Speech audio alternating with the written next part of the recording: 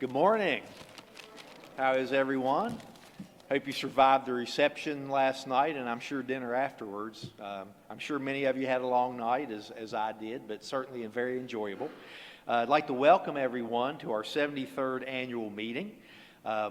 One thing I'd like to say, in the other 72, did you ever think that you would hear the term Democratic Socialist or hear about something called the coronavirus?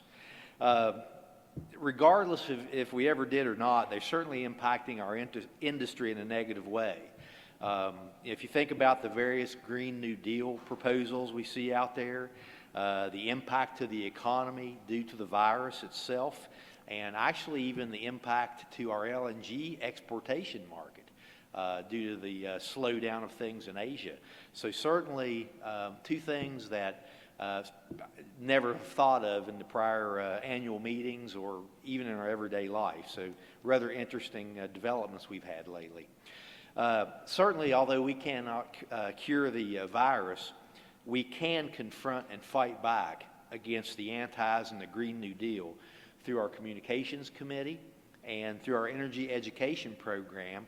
Both they'll be presenting at this meeting this week.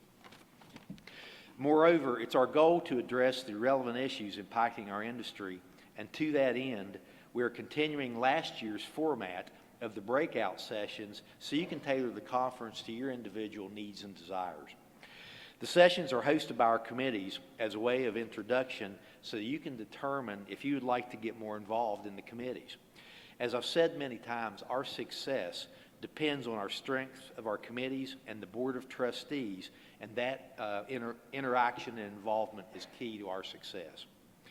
The agenda details the breakout sessions that we have scheduled, so I'll direct you to that to determine where you would like to go throughout the day in order to get the most information you possibly can.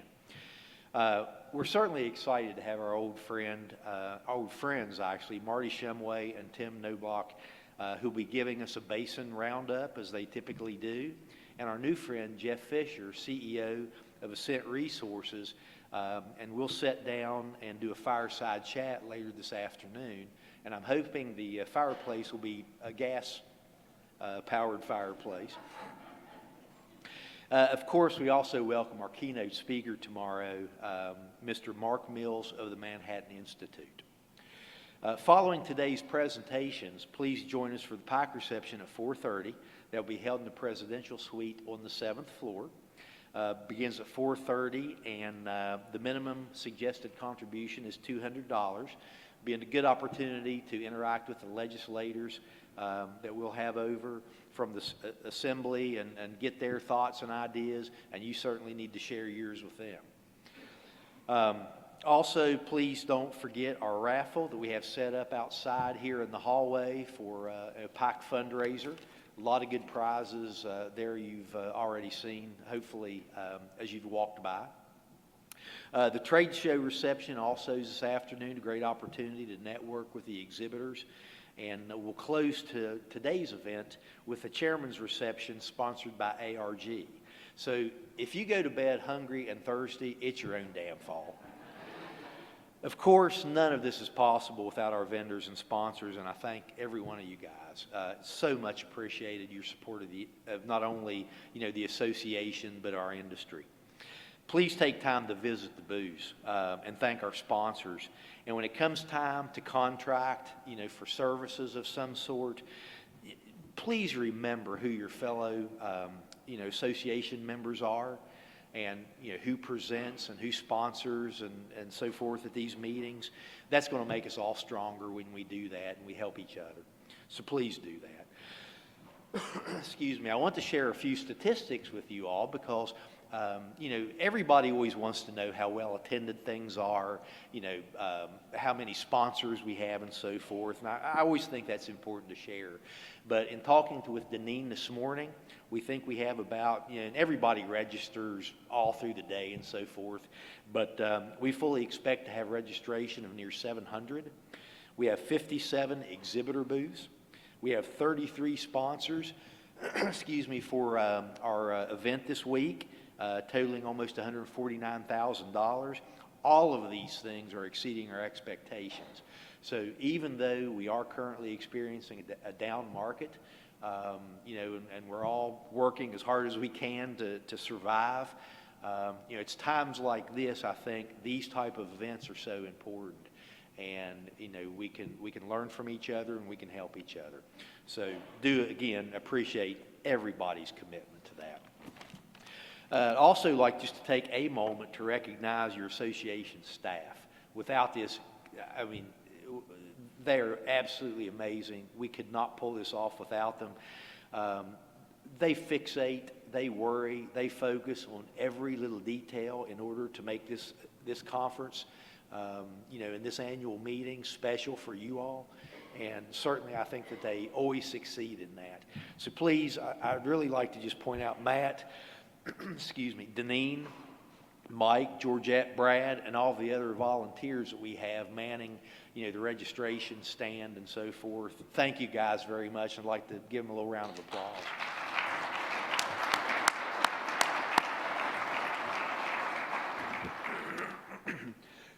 Before we proceed, I would like to give you a few housekeeping notes. In case of any type of emergency, the exits are near the back as you came in. You will immediately see me running towards them, so follow me. Don't get in my way. But and also the other thing too, please be mindful of our other participants, of our sponsors and actually our presenters as they are up on stage and there are discussions happening. Please put your cell phones on silent or vibrate, so that everybody or no one is interrupted, during their presentations. That'd be very much appreciated. Without further ado, we'll get this party started. I'd like to welcome to the stage Amy McGuire of TC Energy, who's a session sponsor. She's a lead pipeline engineer for TC Energy, and she'll also be serving as a moderator for this morning's business session. I'd like to welcome Amy up here.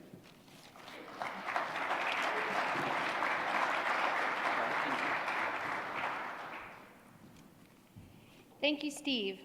Good morning. On behalf of TC Energy, welcome to Ohio Oil and Gas Annual Meetings morning session. TC Energy delivers energy millions of people rely on every day to power their lives and fuel industry.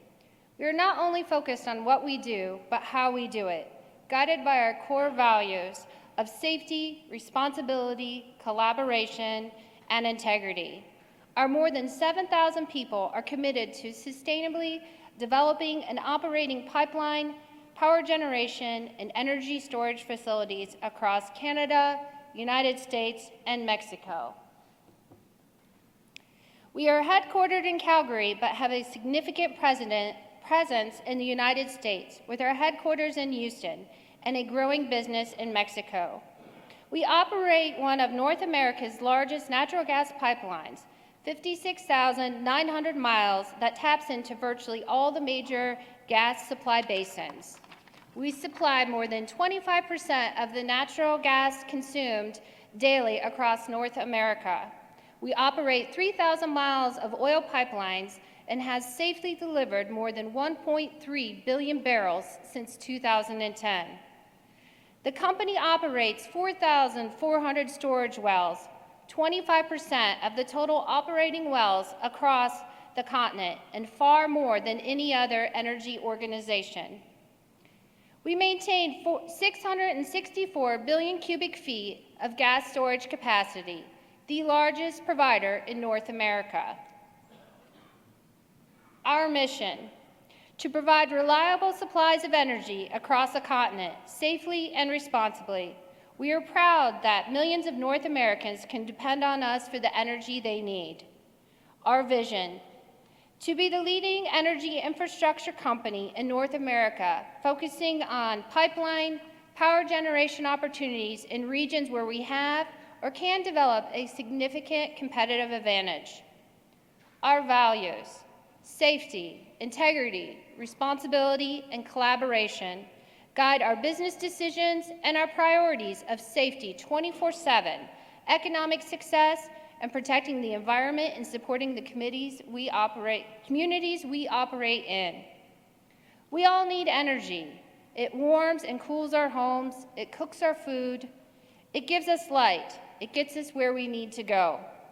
It also improves our quality of life in countless other ways. As important it is to us, it's easy to take for granted. We don't think about where our energy comes from or how it gets to us. Whether it's safely transporting natural gas and oil by pipeline, storing energy, or providing power generation, moving energy safely from where it's produced in abundance to where it is needed is our job. And we take that very seriously. We deliver energy to millions of people who depend on it, and we do it in a sustainable way, living by our values of safety, responsibility, collaboration, and integrity. With our presence across the continent, we also support jobs and generate long-term economic opportunities.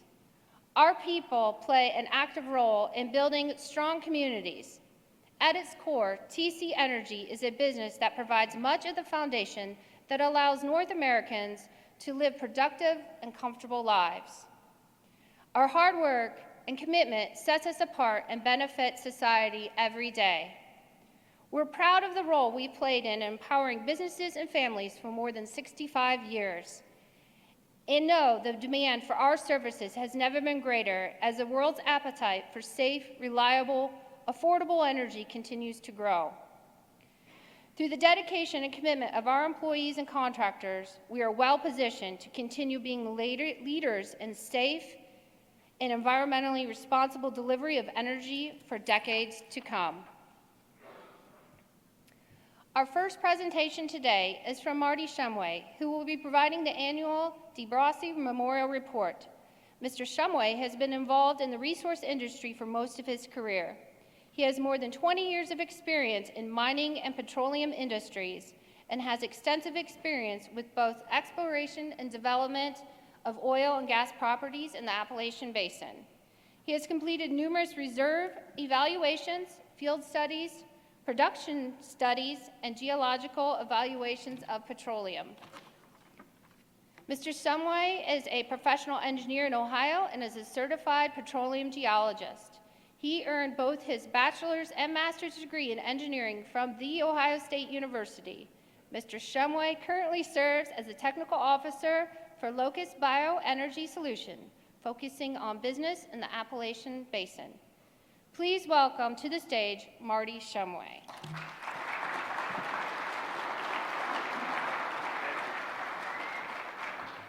Thank you, Amy. It is my pleasure to be here and deliver this information to this group of people. I was trying to remember, I think this is my 6th or 7th year that I've prepared and presented this report, and then prior to that I was involved in some of the data compilation before that, so it's my pleasure to be here. As always, OOGA is going to post this information on the website probably sometime today. There's a ton of data in here, and I always say this is the most boring presentation because of all the data, but people do seem to like what's presented. So I appreciate you all coming, and I think if any of you guys do work with data like this, you understand the time that it takes to compile these things. And I always want to tell everybody, if there's things that are not shown that would be interesting to you, let me know. Get in touch with me. My email's at the end of the presentation, and let me know. And my goal is to continue making this better. It's been kind of static for a few years, but I'm looking to add some more things. So I'd be really interested in everybody's feedback. So with that, we'll get started. Today we're going to talk general overview of Ohio oil and gas production and activity in Ohio in 2019.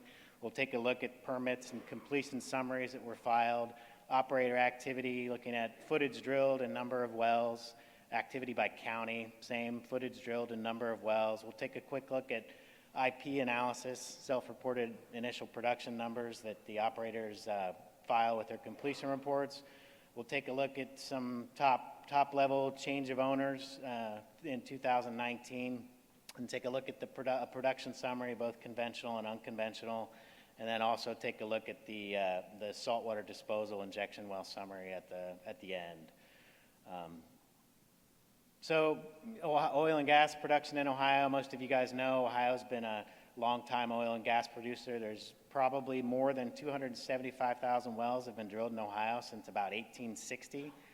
Currently, there's about 50,000 plus producing wells in 49 of 88 Ohio counties.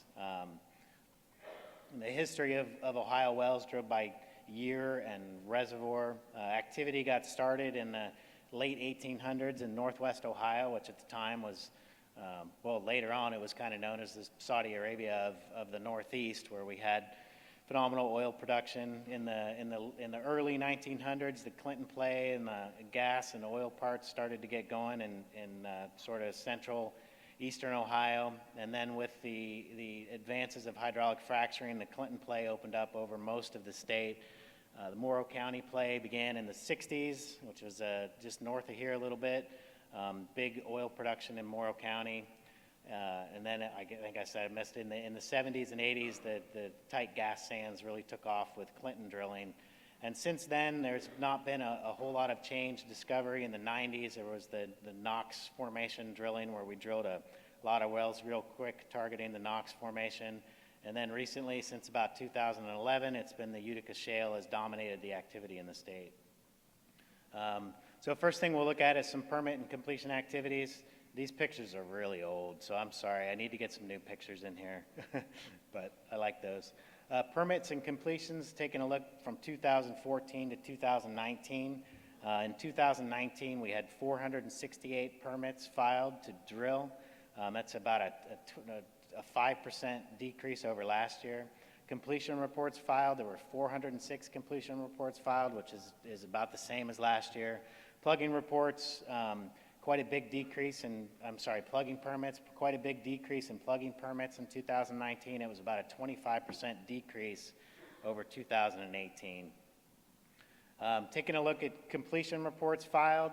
So some of these wells include completion reports. Once a permit is taken out, a completion report has to be filed.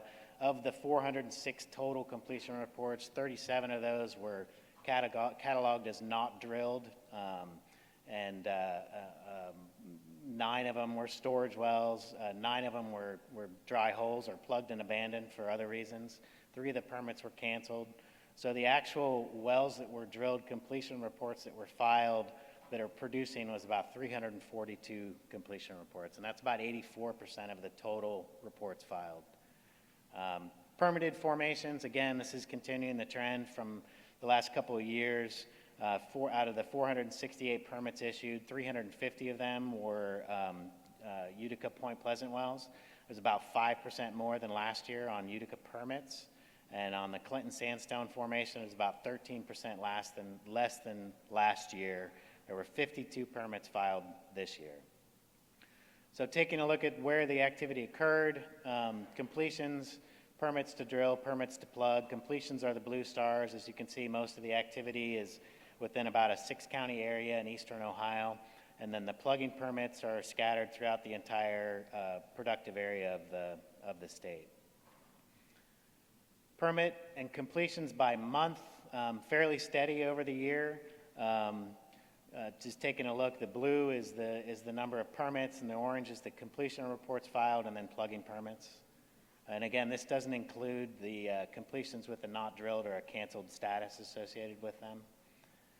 Operators, so this is the number of operators that filed completion reports in 2019.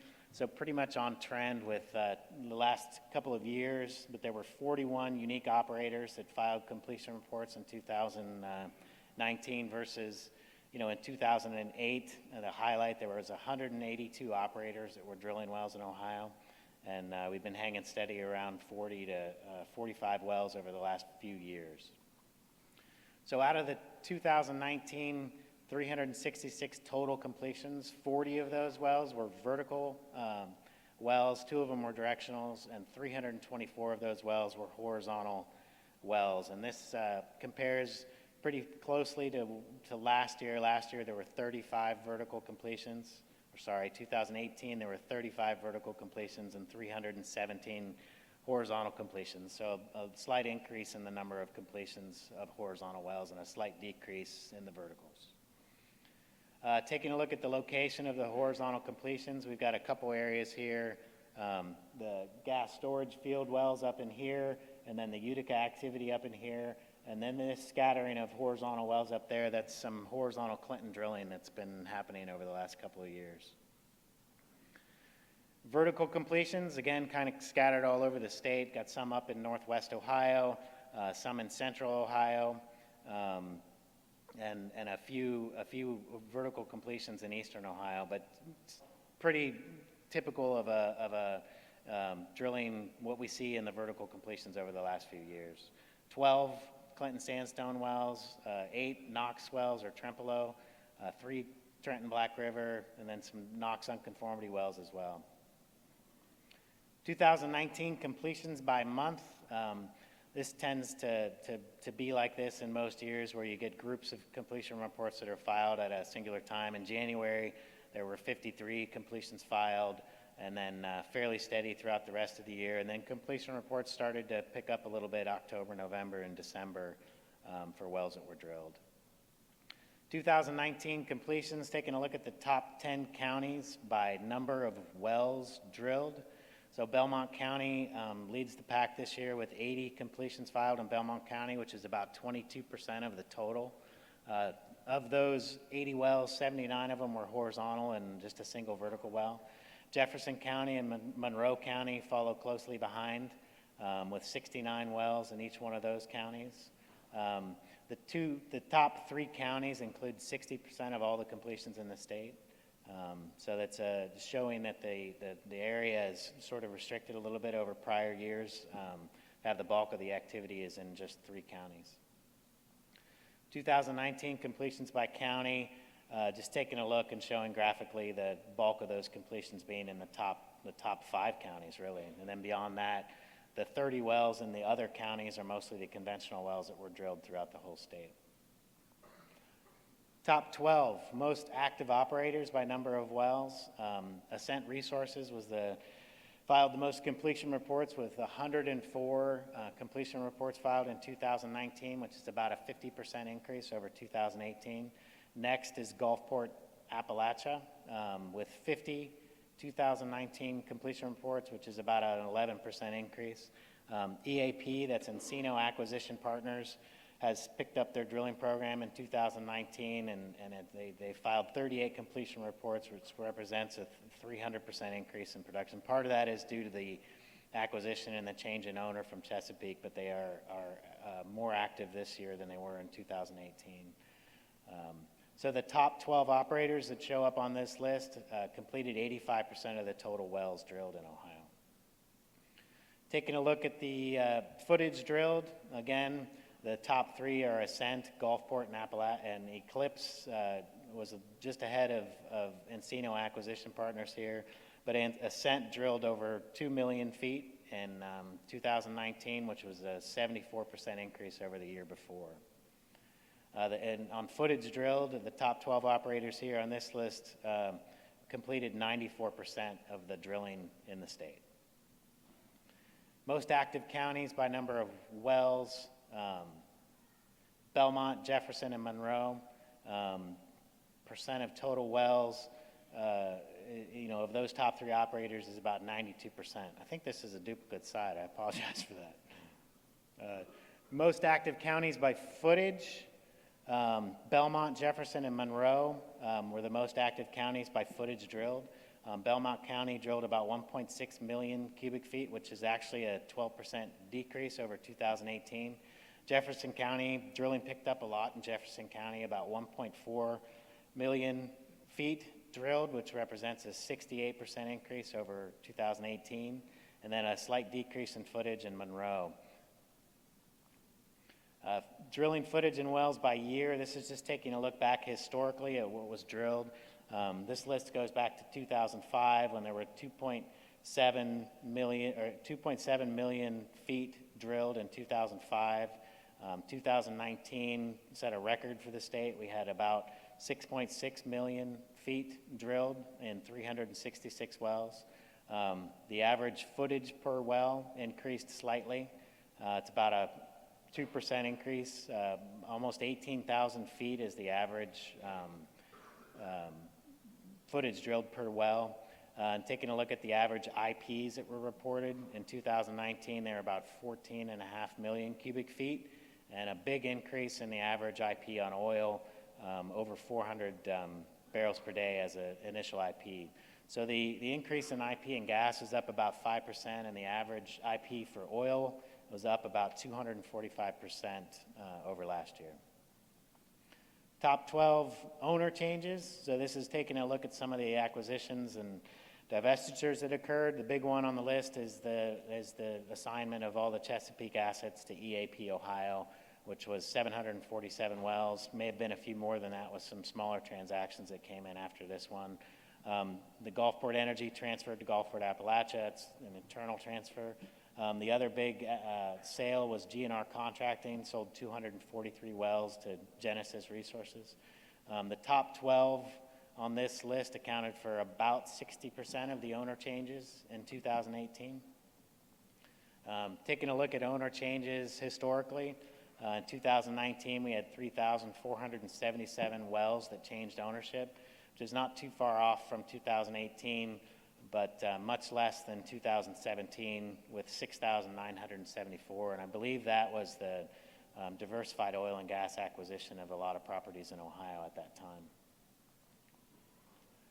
Top 12 counties by average IP. So in this, we took all the completion reports filed by county and then calculated the average IP for oil and the average IP for gas. And then we used an energy equivalence of, an economic equivalence of 25-1 for an oil to gas ratio, which is reflective of current pricing. And so we ranked these by the average IP and MCF equivalents. And so the leading county on this list was Harrison County, Ohio, which had an average IP oil of almost 1,400 barrels per day and average IPs of gas of around 11 million cubic feet per day. Next on the list is Jefferson County with average IPs of 400 barrels of oil per day and almost 30 million cubic feet of gas. Next is Guernsey and then Monroe. Top 12 operators by average IPs reported on completion reports. Encino leads the list here with 36 completion reports. Their average IP was over 1,000 barrels of oil, and the average IP for gas was about 15 million cubic feet. So the average IP adjusted for energy equivalents is about 40 million a day. Next on the list is Ascent Resources, Gulfport, and then the Statoil Equinor USA onshore properties leads up that top four. Taking a look at this graphically, showing the distribution on those average MCFE equivalents with Encino at the top of the list, and looking at that breakdown graphically for all of these different operators. The top 12 operators and where are the wells. So this is that same list from before, so ranked again by the MCFEs. The Encino operating is the red activity at the top. It's a little difficult to see the difference between Ascent and Encino, but if you look up here, the Encino is operating up in here, and then Ascent is down just south of them a little bit. So that's just a representation of where this activity is occurring by operator with those top 12 average IPs. So we're going to take a look at some oil and gas production data from the state over time.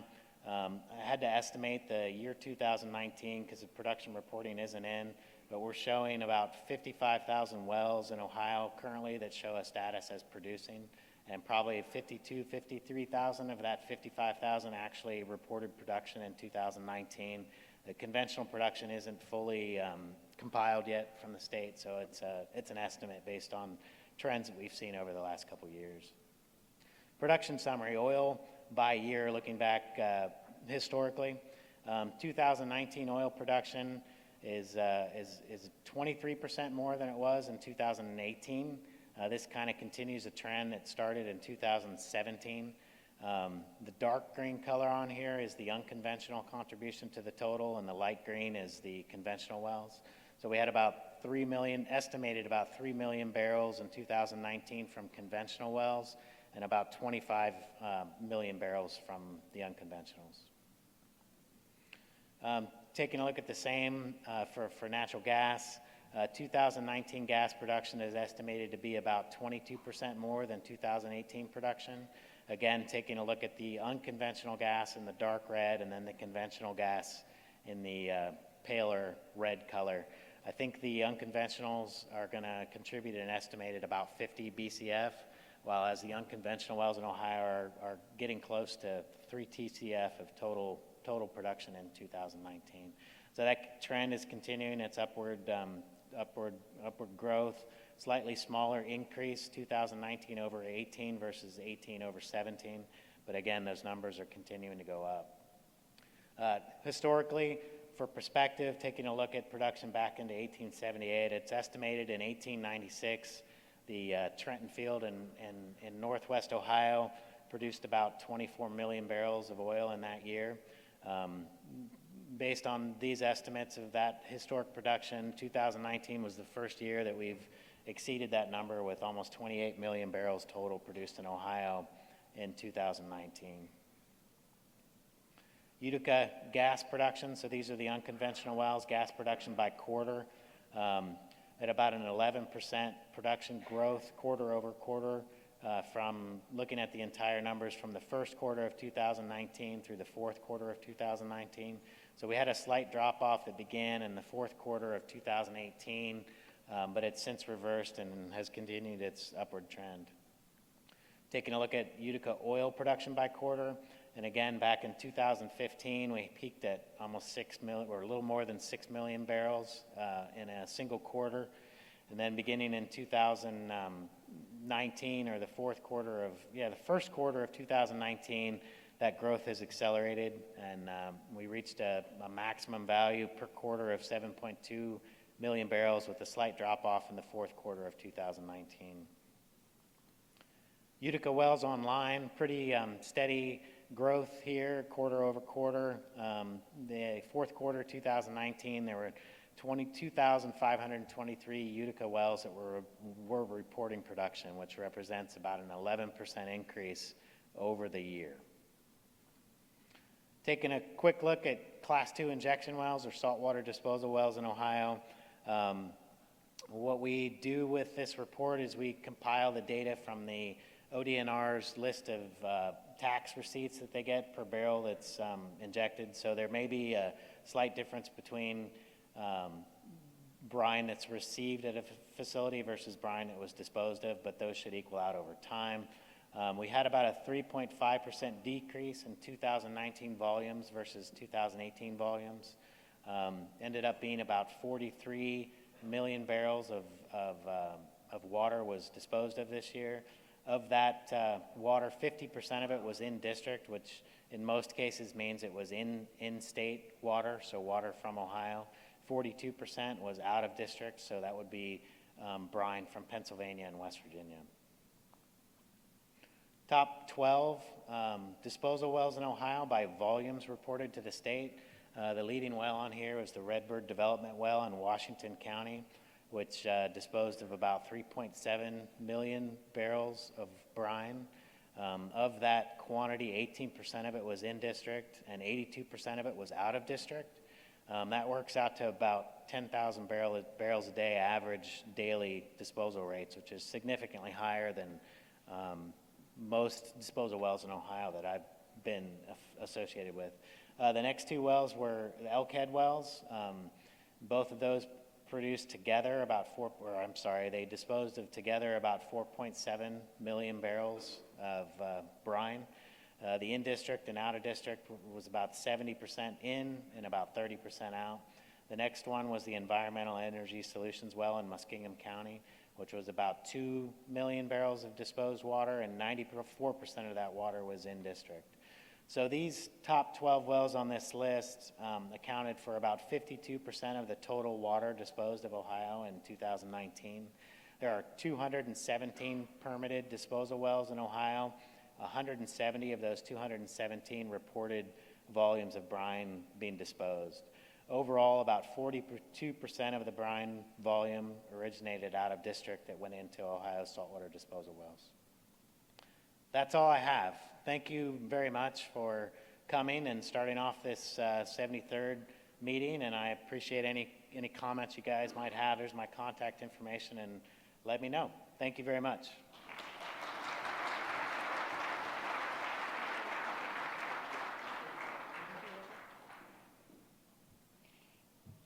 thank you, Marty, for that informative recap of activity from 2019. Our next presenter is Matt Sobalski. Matt joined Ohio Jobs in 2011 as project manager, site selection manager, and managed major attraction and expansion projects across Ohio. Matt has held various positions during his 9 years at Jobs Ohio, including Director of Project Management and Director of Energy and Chemicals. Prior to joining Jobs Ohio, Matt served in project management and leadership positions at the Ohio Business Development Coalition and the Ohio Department of Development. Matt is a native of Steubenville, Ohio. He earned his bachelor's degree in political science and his master's in public administration.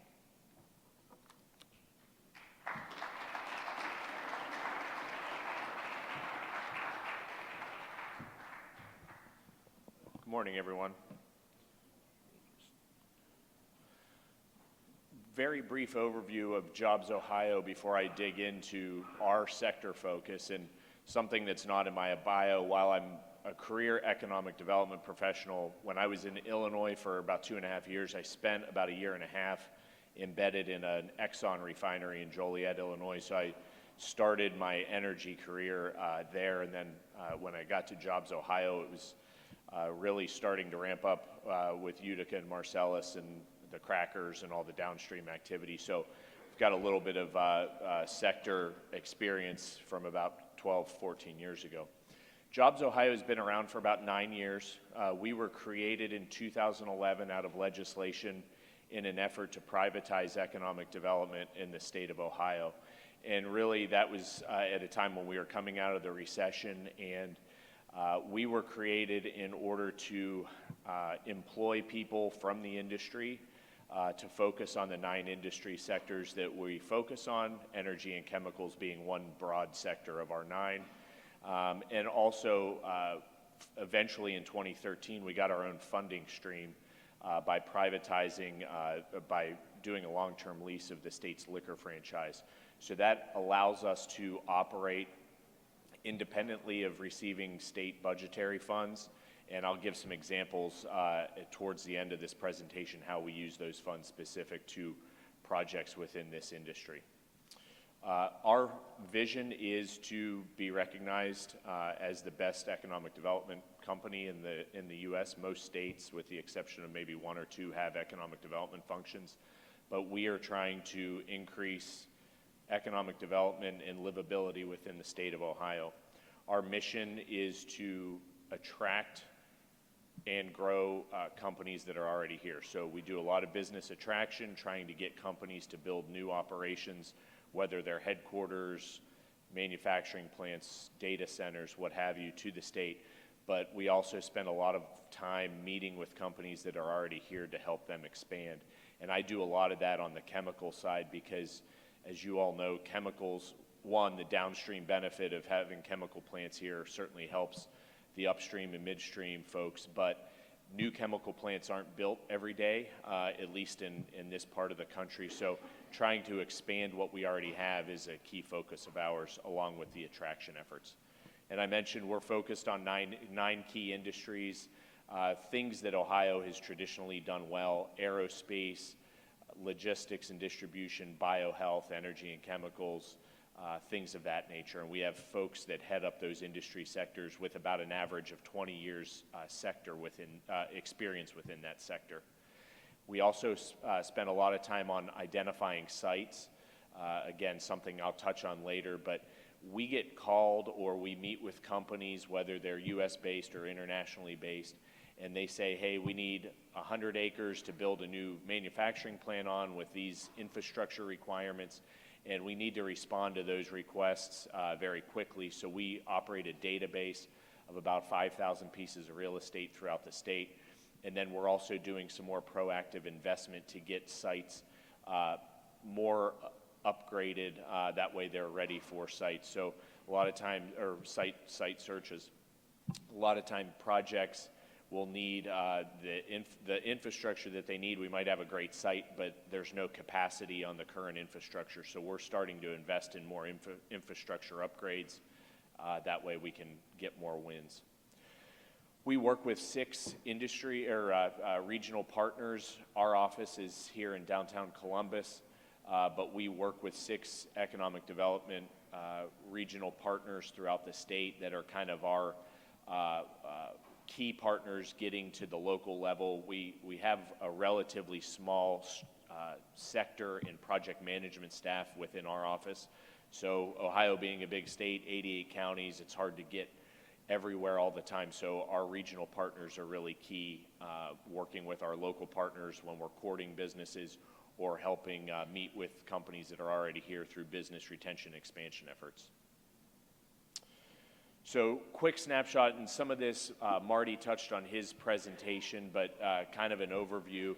And really, these pieces of information are used when we're meeting with companies, maybe internationally based, that kind of lump in the U.S.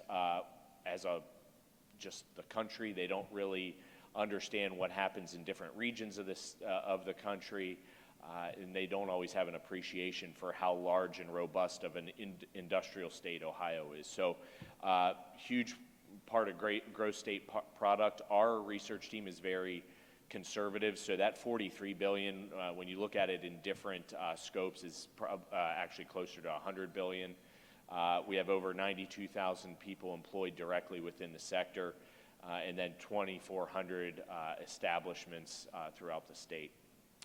This is a map, not all inclusive, but we developed this about a year ago to try to show a sample of the assets within the state from upstream, midstream, and downstream. So you see the little dots, the black dots, triangles, and squares. That's meant to represent wells that are either producing, drilled, or permitted, and we need to update this. It's a few months old. And then the hashed area on the eastern portion of the state is Utica, Marcellus region.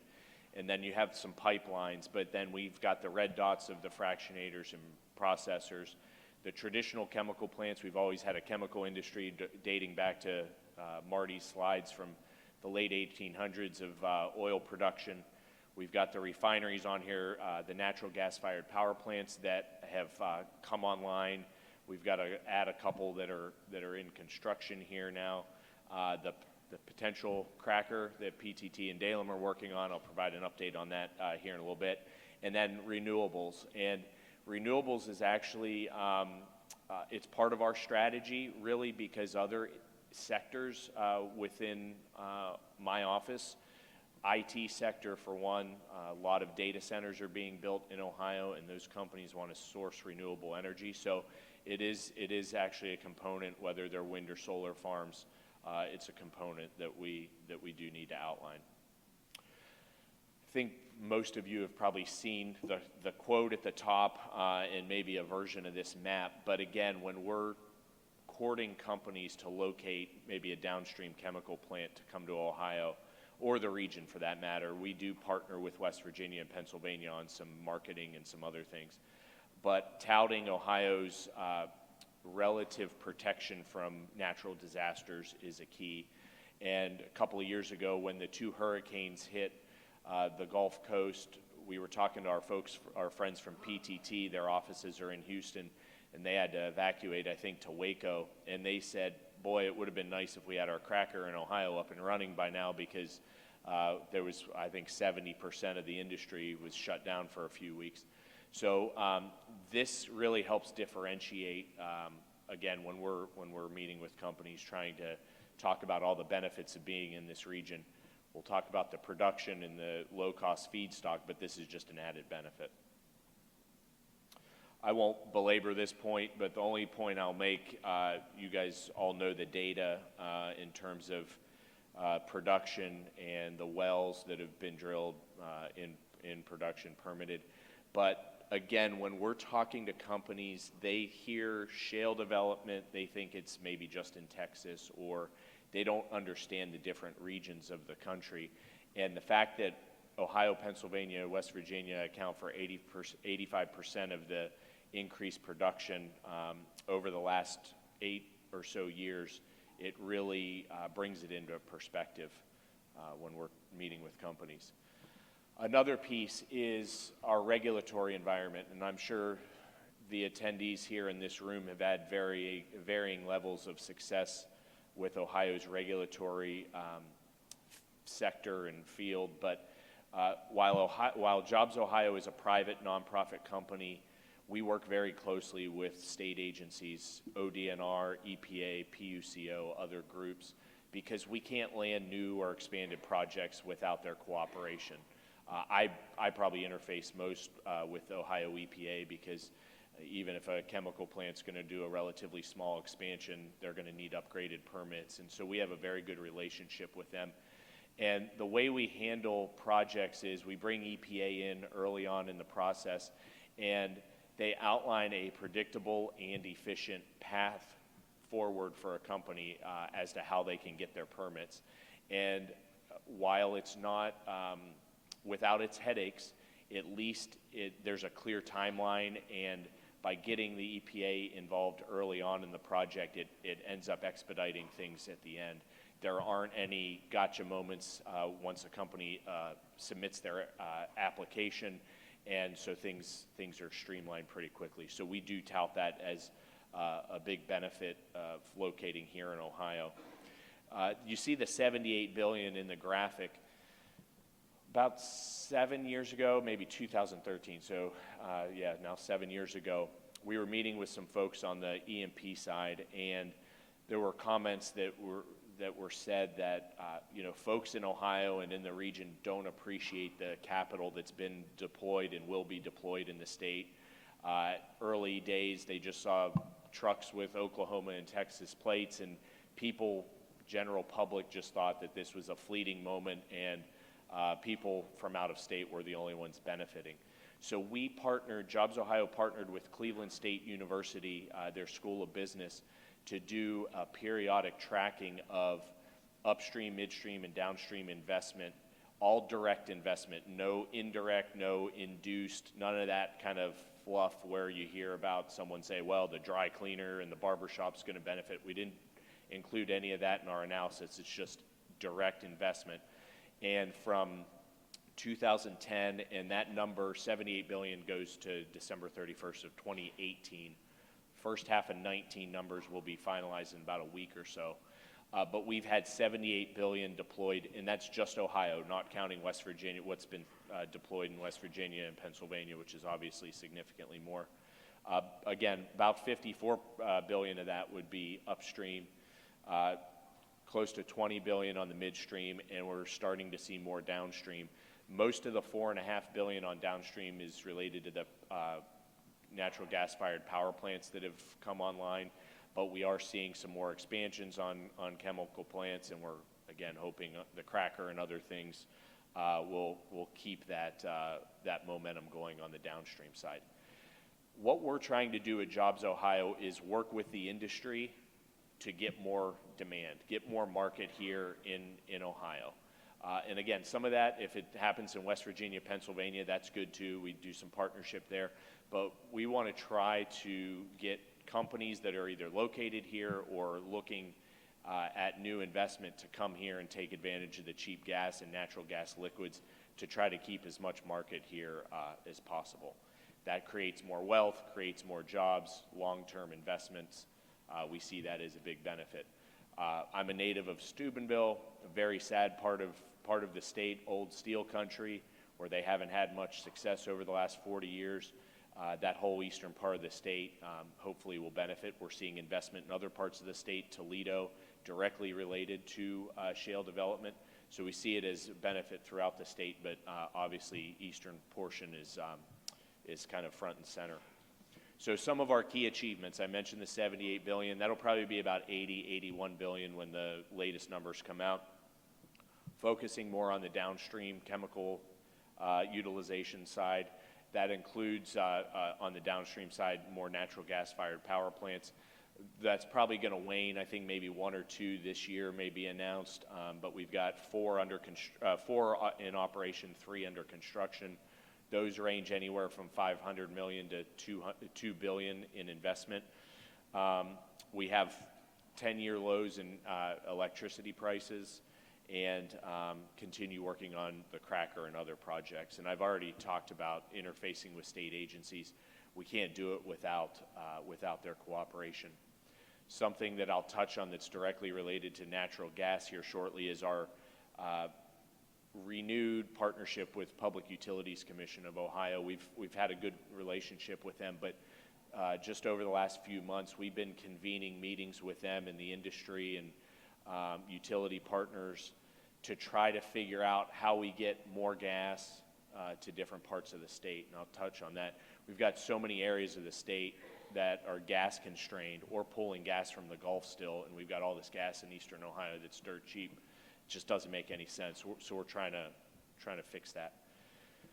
Our initiatives and how we deal with companies within each layer, upstream, midstream, and downstream, is a little bit different.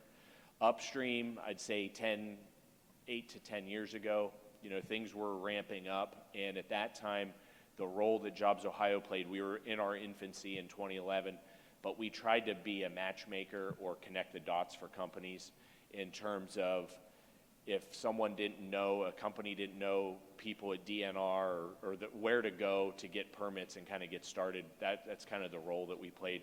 We did a lot of educational information meetings at the local level, trying to get the word out about the benefits of the industry to the community. Midstream, same thing, really regulatory. We didn't really incentivize upstream and midstream. One, it's stuff that's going to happen, but two, projects moved so quickly, especially several years ago, where deploying the capital and picking sites and developing them, it was moving at warp speed. But now our focus for upstream, midstream is try to get more downstream demand located here. So again, that goes to trying to find more sites, ready more sites for development, trying to help companies located here expand. And I don't get involved just in energy or chemical projects. If there's a large manufacturer that one of my colleagues is working on and they use a lot of gas in their production process, I try to get involved to help figure out if there's a new lateral that needs to be built. We need a lot more gas demand. How do we figure that out? Who pays for it? All that fun stuff. So really trying to focus on that. And then also workforce. At Jobs Ohio, we have a talent team of, I think, about 10 people, and then each of our 6 regional partners has folks focused on talent, because no matter what sector we're dealing with now, everybody's worried about talent. So we have the unique proposition on, say, the cracker or other large downstream projects. One, they want to know, do we have the construction labor that can build these plants? And two, do we have people to graduate from our schools that can operate them once they're built? So kind of a two-layer thing there, whereas other industries don't really have the concern on the construction because there's smaller construction projects. So big focus on talent, working with universities in Ohio and the region, and working with our skilled trades to make sure we have the data that we can show clients. These next 2 slides are just to show the growth in the industry over the last 8-10 years. And I know everyone in this room understands this, but it is kind of eye-opening. We've always had pipelines, that's obvious. We've always had the chemical industry and the refineries. But this look at this as if you were in Ohio in, say, 2008, 2009. We had a lot of room for growth, upstream, midstream, and let's continue filling in more gaps on the downstream side. So really read it from top to bottom when you look at the upstream, midstream, and downstream, and trying to focus on filling those blue and white boxes and help those companies in the red boxes expand. So this is what this looks like today. Obviously, tons of build out on the upstream and midstream side. You've got the fractionators, processors, you've got more pipelines, you've got liquids lines. Ammonia plants, we've had one for a long time in Lima. They've been undergoing a few expansions. We've got a couple of other ammonia projects looking at the state. That's tough because it's very logistically sensitive, so finding the right sites for fertilizer plants is important. Liquid storage, we've got the Mountaineer NGL storage project in Monroe County. It's about 12 miles south of the PTT cracker site. They have all their permits, hopefully going to construct this year. So that's one key building block to help us land more downstream facilities. The power generators, the cracker, we're looking at more on-purpose propylene projects, alkylation within our refinery fence lines, and then more expansions on the chemical side. So this is kind of our guiding principle of let's keep filling in these boxes and other related boxes. About 2 years ago, and I've got some good data that I'll show that helps us with these conversations, but about 2 years ago, Jobs Ohio formally partnered with Shale Crescent USA, and Jerry James from Martex Oil is a leading founder of that group. But Shale Crescent and Jobs Ohio have very similar desires. Jobs Ohio has a little bit broader scope, obviously, but Shale Crescent wants to take advantage of what's being produced here and market the region as a key place for future investment. So they've been doing a lot of work, and we've partnered on some studies to help us figure out which boxes that are on here should be prioritized. Maybe we're missing some boxes that are on here, and this isn't meant to be all-encompassing, but what should we be focusing on for more downstream development? And so this next section is part of what's helping us tell our story and focus on what our priorities are. So we've talked about the gas production in the region. This is nothing new to you all. But one of the key talking points that Jerry always says, and it sticks with us, it's stuck with us, sticks with companies, is if we were our own country, we would be the third largest gas producer in the world. So I credit Jerry for that. That's right. So Jerry, that's one of your key talkers. And again, we work with a lot of companies in the U.S. and internationally, and when you talk to the international companies especially, it really opens up their eyes. Forecasted gas production, don't need to spend much time on this. This is all stuff you all know. The natural gas liquids piece is something that we've been still trying to get our arms around in terms of data. We don't have trading hubs in our area in terms of natural gas liquids, ethane, propane, butane, because it is still kind of a newer market as opposed to gas and other products. So 2 years ago now, Shale Crescent partnered with IHS to do a study on ethane, what the advantage is of building an ethane cracker and other derivative plants in our region versus, say, the Gulf. The liquids part is obviously critical. That's the feedstock. The ethane is the feedstock for these crackers. But again, the on-purpose propylene, alkylation, that's all part of the liquid story. So right now we're just shy of about a million barrels a day of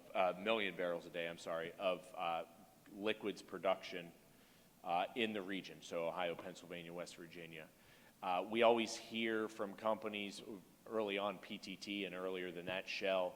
Well, is there enough ethane to support a 40, 50 year cracker? There's plenty. I think everybody would agree with that. Extremely cost advantage prices. We do hear also that groups say, well, there's enough ethane for 5, 6, 7 crackers in the region. We would love that, speaking from my own personal perspective, but we don't have 5, 6, or 7 sites in the region that can accommodate large-scale crackers unless we start moving towards southern parts of regions up to Lake Erie, things like that, but that has its other challenges. What makes this so unique? We've got the cheapest feedstock, some would argue, in the world. We have an industrial heritage in Ohio, so we know how to build things, we know how to permit things, and we're right in the middle of the Midwest or of the North American demand. So why not, as Jerry and we and others say, why not build your plant where your product is being consumed? So it's extremely cost advantage. So, and we have a couple of graphs on that here shortly. But what we talk to companies about and what we're telling the story of the region is we may not be as mature and we may not have all the infrastructure that Texas and Louisiana have. But we have cost advantage, we know how to build things, and we have the access to market. We've talked to some companies, so the PTT plant primarily would produce high-density polyethylene. There's a lot of companies in Ohio that use high-density polyethylene as their major feedstock. Little Tykes, the toy-making company up near Akron, all their product, or most of their feedstock, is high-density polyethylene. Would a company like that, and I'm just using them as an example, would a company like that prefer to get their HDPE from a 2-hour drive away, or from Texas, where they have to rely on the rail system to get them their product, and with issues, there could be huge delays. So polyethylene, polypropylene demand, same thing. So build it here and have access to your end markets. Now, some of this stuff's going to get exported. Thankfully, you've got river access, you've got rail access to both coasts.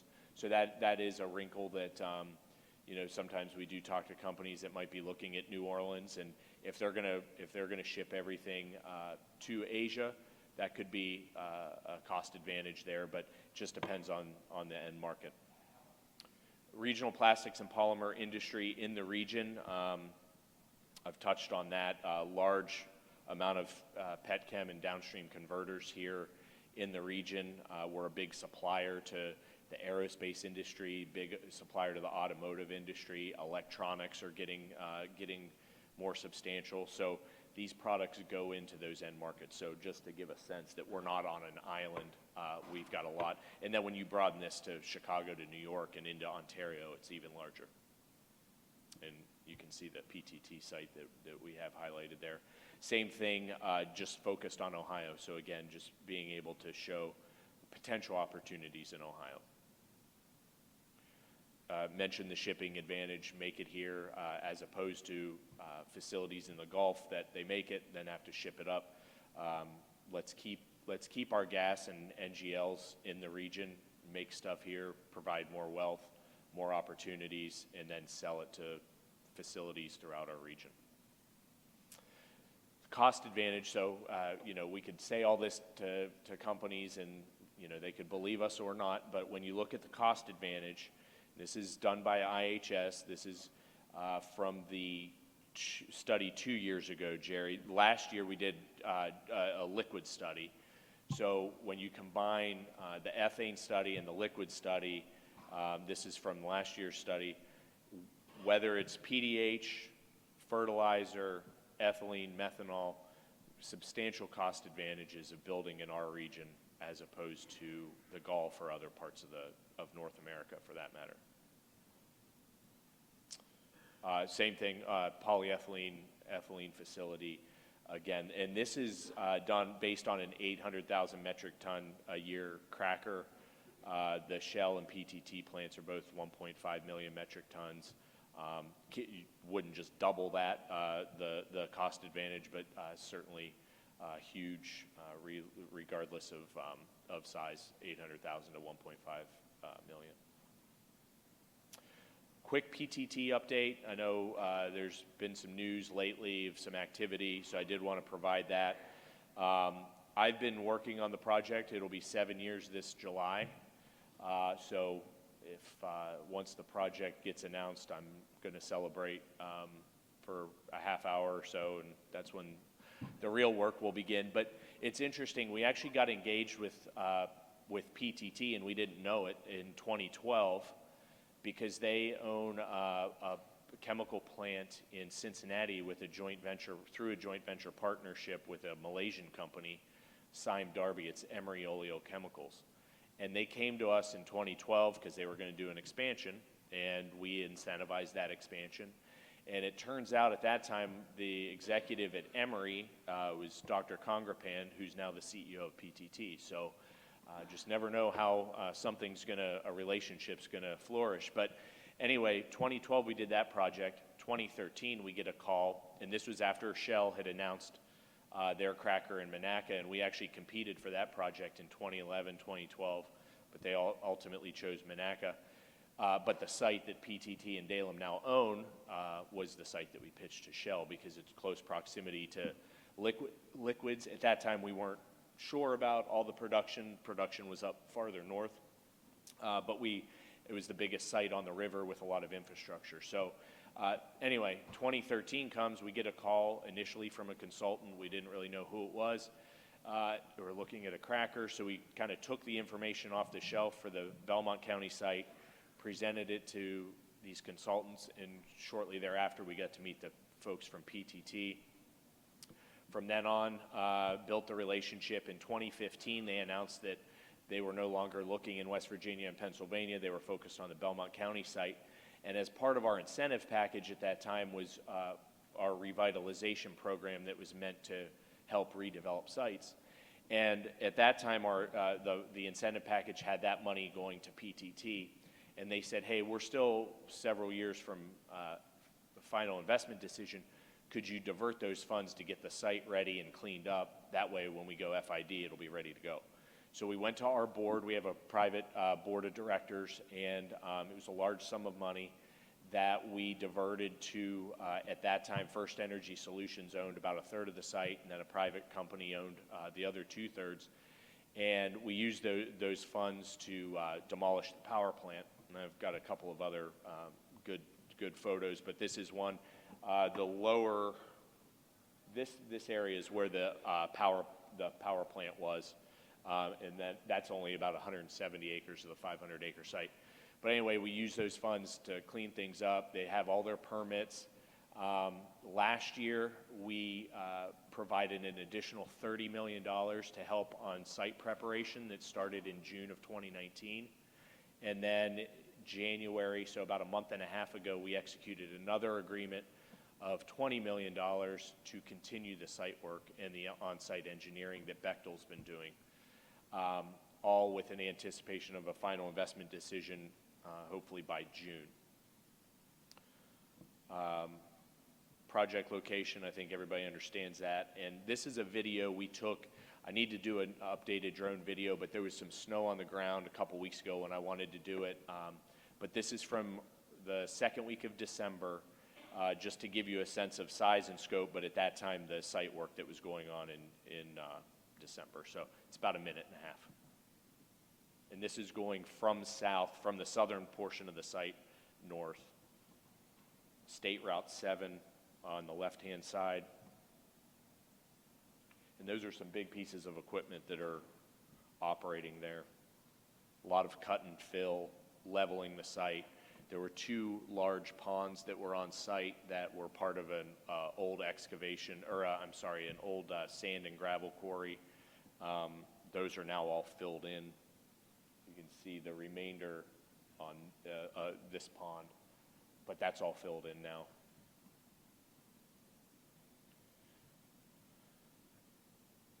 And that's the southern end of the site. This is a coal refuse gob pile that we're working to hopefully get flattened at some point, just to open up for more development. So really great site. A lot more work has been done since this video has been filmed. So we're working on that. Again, power plant, they shut down, I think, in 2010, 2011. The plant was demoed in 2016. We paid for that demolition as part of our incentive package to PTT and now Dalem. And the bottom map is just to show the delineation. The bluish purple shading is the old FE site. The red is the former private property owners. That's about 330 acres, the red, and the blue is about 170. Obviously, the importance of the project. Huge new investment to the region and to the state. Utilize as much NGLs here that's being produced locally. Keep it here. Tons of construction jobs, 4,000 to 6,000 at peak. It's a 54-month construction period, so long-term construction jobs. And then hundreds of permanent high-paying jobs, chemical plant operators, chemical engineers, physicists, chemists, other related on-site contractors, daily maintenance. So very important to the region. Just an overview of our project assistance to date. Everything that we've done that hasn't been executed is still confidential, but what's been executed, when we execute agreements and financial assistance. We post them on our website and we publicly disclose them. We've provided almost, I think it's just shy, couple $1,000s shy of $70 million to date. And that's what we've already spent primarily on the demo and the site prep. PTT and Dalem combined have spent over $200 million on the project, so it's not like we're the only ones with skin in the game. 2 years ago, we worked with Ohio Department of Transportation and U.S. Department of Transportation to secure $16 million of federal grant funds to help upgrade the rail line from the site up to Mingo Junction, because there will be some hazardous materials moved in rail cars, so there needs to be about $40 million of upgrades. Norfolk Southern is a partner on that. They got all their permits in December of 2018. I mentioned our partnership with regulatory bodies before. Early on in this project, before PTT moved their project team to Houston, they were all still in Thailand, in Bangkok. And that's about 11 or 12-hour time difference. And when we were pitching the Ohio site, the company had questions about permitting and things. And so we would be on conference calls at 11 o'clock at night on a Tuesday. And the EPA team would have, at that time, Director Butler and his senior team would be on those calls, answering questions, explaining things. And that kind of customer service, I think, really helped that project. And they take that approach on all the projects that we're involved in. So anyway, they got their permits 2018. There's going to be some tweaks to some of their permits, just depending on some final tweaks to their site plan and things like that. If given our assistance on the site, if the project moves forward, it'll be ready to build. If they go FID this summer, some final site prep will be done, and then construction can commence pretty quickly thereafter. So what's next in terms of gas in Ohio? We've got some of the cheapest gas in the world in eastern Ohio. I mentioned earlier, though, there are parts of the state, not just in western Ohio, but even eastern Ohio, that are gas constrained. Really, from Columbus on west, they're still pulling gas from the Gulf, which makes no sense. Understanding the pipelines and the plumbing have been in place for decades, but let's try to fix that plumbing and get more cheap eastern Ohio gas to other parts of the state, so we can keep so residential consumers can save on money, and we can keep attracting more business to the state. So we've been working very closely with PUCO on some different rule changes. Another study that Shale Crescent did last year showed that the billions in savings over the past 10, 12 years as it relates to shale development to consumers. We'd like to see that increase more. Let's consume more gas here and have everyone benefit from it. And then there at the bottom there's some things that we're trying to convince and work with PUCO. They've been very receptive on changing some rules within the state that would allow maybe for upsizing. If a company's going to replace a pipe, they're currently not allowed. They have to replace it to the same size and specs as what's in the ground. Let's allow them, if they're able, to invest in larger pipe. That way there's increased capacity, things like that. Here's a graphic just as it relates to that Shale Crescent study last year. This is just the $45 billion for Ohio. It's $92 billion when you look at Pennsylvania, West Virginia. It's pretty substantial. This is a chart that we use. This is from the PUCO's Apples to Apples pages. So page on their website. I think on my slides it's more of a yellow, but here it looks like a grayish. The Dominion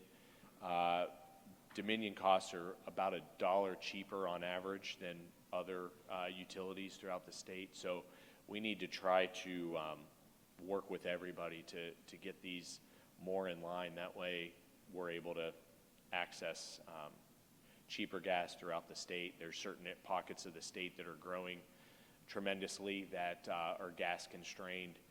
We've had some project losses due to that. Some projects have been lost just because they couldn't get enough gas for space heat. That should not be happening, so that's a big focus of ours. Two case studies. Project Sofidel down in Circleville, so that's about 40 minutes south of Columbus, a large paper manufacturer, mainly toilet paper, paper towels, things of that nature. This project needed a 22-mile gas line extension, few $100 million investment, 300 jobs. There was a gap to pay for that pipeline. Jobs Ohio, as part of our incentive package, one piece of our incentive package was about $6.5 million loan to help pay for that. And it was a very unique structure with the local Economic Development Corporation and things like that. And then up in Ashtabula, just announced late last year, Ashtabula has been gas constrained for decades. Private company was looking to extend a gas line from Erie, Pennsylvania area into Ashtabula. We helped with some gap financing of about $4 million, and that's bringing a lot more gas to the region. And as a result, there's a pig iron plant that has purchased property in the Ashtabula port, and they're hopefully going to be breaking ground here in the next couple of months. That project will be $400 million plus in investment and over 100 new jobs once it's created. That company, it's a South African company, they had been looking at that region for about 7 years, but because of no gas, they were actually looking at areas in Quebec. And once we got the gas situation figured out, we got back in touch with them, and that changed their thinking. So we don't always, at Jobs Ohio, we can't really pay for speculative projects all the time. It's got to be really managed. We've got a lot of money in our coffers, but we have to be responsible with that. But when there are infrastructure needs that we've identified that are impediments to growth, we're getting more comfortable with doing these types of projects. So very interesting. So in a nutshell, what are we focused on? Continue working with PUCO, other regulatory groups, utilities, large pipeline companies, locals, whoever it is, to try to solve some of these issues that we have going on throughout the state. Re-optimize the plumbing system, as we like to call it, try to get more access ramps off of the big highways, the interstate pipelines, to get more sites redeveloped or developed. Identifying more sites for NGL use. Not every site is equal. Not every project needs the same site needs. So a cracker, they want 500 acres or more. Rail access, they want to be on the water so they can bring in prefabricated units, roll them off, and construct them. So we don't have sites, that many sites on the Ohio River within the tight NGL window, but we're looking at how do we find some inland sites that may not be full-scale cracker sites, but other large ancillary projects, other parts of the state where are some synergies. We've got some sites up in the Toledo area in Oregon. We've had a gas-fired power plant that got built there. That was a new gas line was serving that plant. That led us to a methanol plant that was a gas to methanol plant. They were looking at the Northwest Ohio area. So we had some property there. That led to something, then another iron project by Cliffs Natural Resources in Toledo. They needed gas.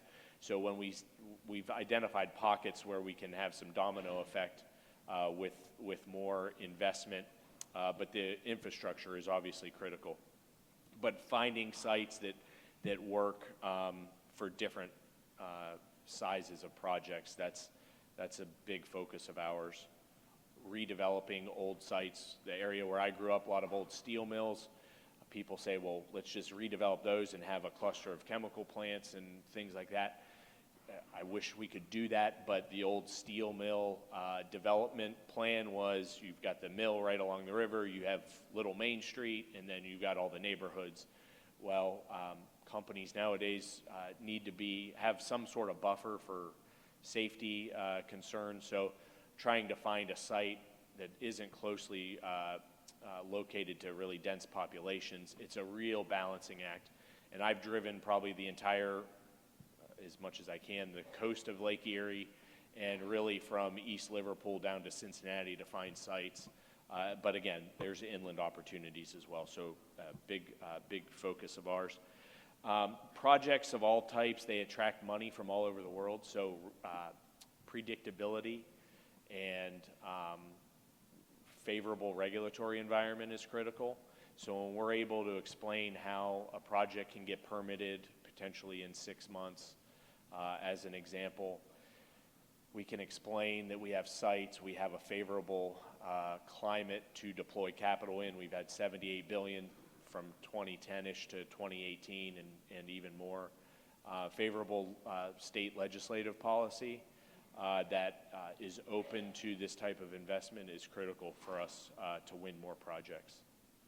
And then I touched on it earlier, but working more with Shale Crescent USA and other industry experts on identifying ancillary projects, synergistic projects, not just related to the cracker, but that's a big key of ours. Everybody says, well, if the cracker gets built, when's all the other stuff going to happen? We're still trying to figure that out. We haven't seen that second wave up in Monaca just yet. We've talked to companies, and a lot of the companies on the compounding and converter side have said, well, we want to be closer to a plant like that coming online before we commit to things. But we're trying to be ready for that next wave, even though we haven't crested that first wave with the PTT deal. So a lot going on throughout the state, and we're really focused on trying to get more demand, more gas and NGL consumption here in the region, as opposed to shipping it all out. So with that, I think that's it.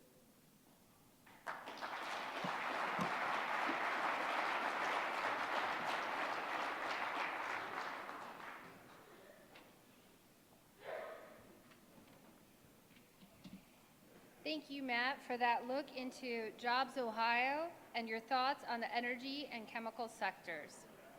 This concludes the morning general business session. Now I invite you all to attend one of our 3 breakout sessions. The Producers Committee is hosting a discussion with the Ohio 811 and an update from the ODNR. The Legal Committee is hosting a conversation about the Ohio title issues in the post-Corbin world. And lastly, the Communications Committee will share their thoughts on the next fight from the anti-development groups. Please rejoin us here at 1:15 for the afternoon general business session.